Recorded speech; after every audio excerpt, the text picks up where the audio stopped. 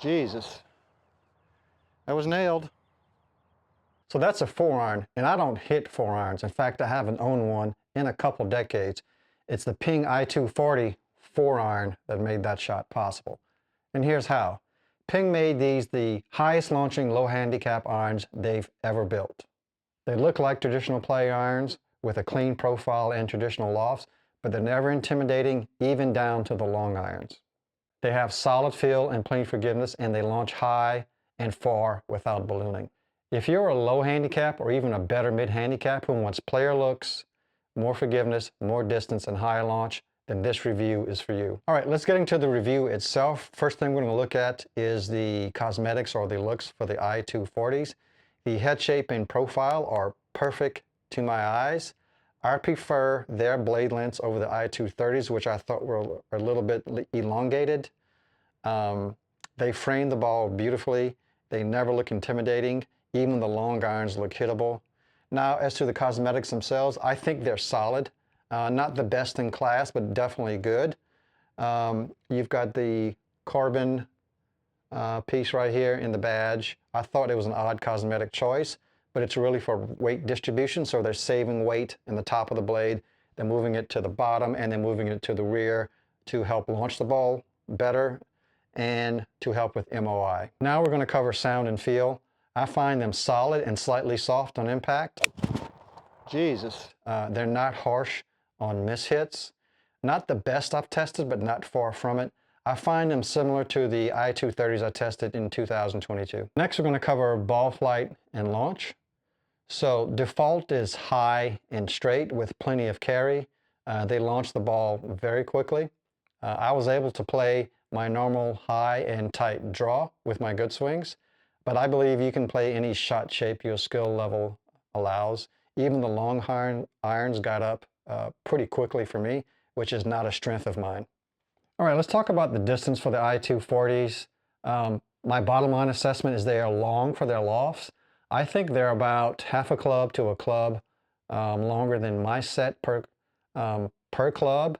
And there's only about 1 degree of loft difference with some variations throughout the set. For instance, my 7-iron, if I'm playing my everyday 7-iron, which is a Hogan PTX Pro, I'm expecting 165, 170 on my good swings. Maybe in the heat of the summer, another 5 yards above that. I consistently got on well-hit shots with the i240 7-iron, 175. Slight mishits or legitimate mishits, I got in the high 160s. I could stand on a couple of them and get 185 out of them, but that's a silly swinging, something I wouldn't really try on the course. I'll just grab a 6-iron if I want to go around 185-ish. All right, let's talk about forgiveness for the i240s. Right away, they are forgiving player irons. I put them in the maybe player distance or even slightly game improvement type forgiveness. You will lose distance as you move away from the sweet spot, no doubt about it, but you're going to keep your shape, you're going to keep your trajectory. All right, let's talk quickly about loft options for the i240s. There's really 3 sets for the i240s. They have traditional lofts, they have power spec lofts, and they have retro lofts. So traditional lofts are the ones that I played. They're about 1 degree different than my everyday set. Power spec lofts are about 1 to 1.5, maybe even in some cases 2 degrees stronger for more distance. And the retro lofts are even weaker. It's not consistent through the set, that's why I'm having a hard time describing, but by and large, it'll be about 1 degree weaker through the set for the retro lofts. So let's talk quickly about the long irons, which I think are a particular strength or selling point for the i240s. The longest iron I play is a 5-iron, then I have a 4 hybrid. So if you're someone who wants to hit long irons and doesn't want to go to hybrids yet, these may be the set for you.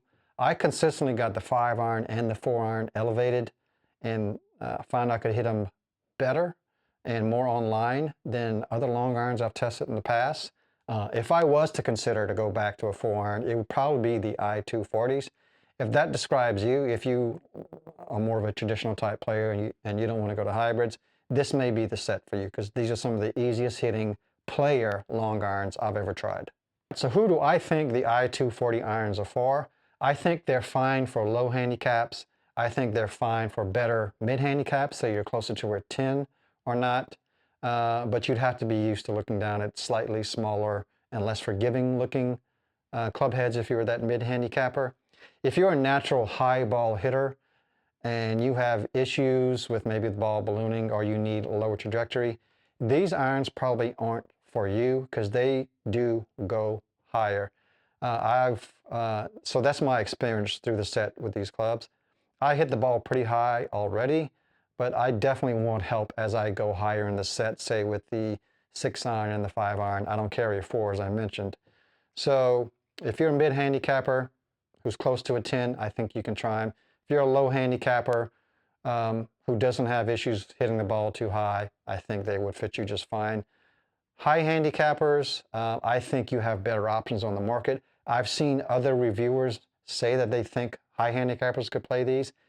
Maybe if you're willing to work on your game and are committed to improving, maybe. But if you're just more of the casual guy who just wants to go out and score as well as you can, or gal, I would search for something else if you're a high handicapper. All right, let's briefly talk about price. The i240s are about $200 per club.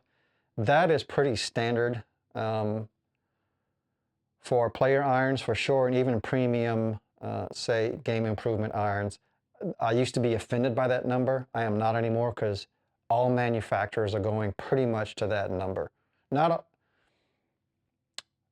all, most manufacturers are kind of settling on that $200 per club number. All right, so what's my final verdict on the i240 irons?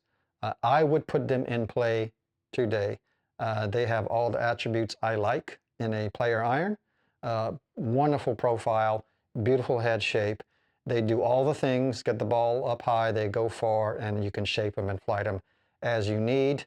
I'll have more details at golfforgeeks.com. I'll have that link in the description. Yeah, solid irons. Give them a try if you're in the market. Wondering if there are actual differences between the i240s and the i230s?